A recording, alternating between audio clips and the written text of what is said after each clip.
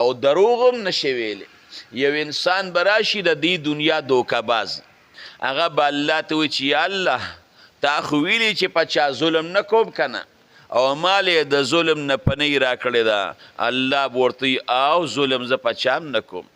نو یا الله د هېچا ګوی نه قبلوم په ځان چې زما وجود په ما ګوی وکړي چې تا دا ګناه کړې ده هغه منم، او د وجود نه علاوه د بل چا ګوی پروردګاره نه منم.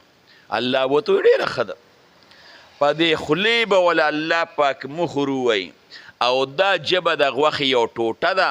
په دې کې الله د خبرو طاقت پیدا کړی دی، په دې لاس کې به هم الله د خبرو طاقت پیدا کړي. د اندامونه به لګیا شي، هغه اندامونه به په ده باندې ګوی شروع کړي.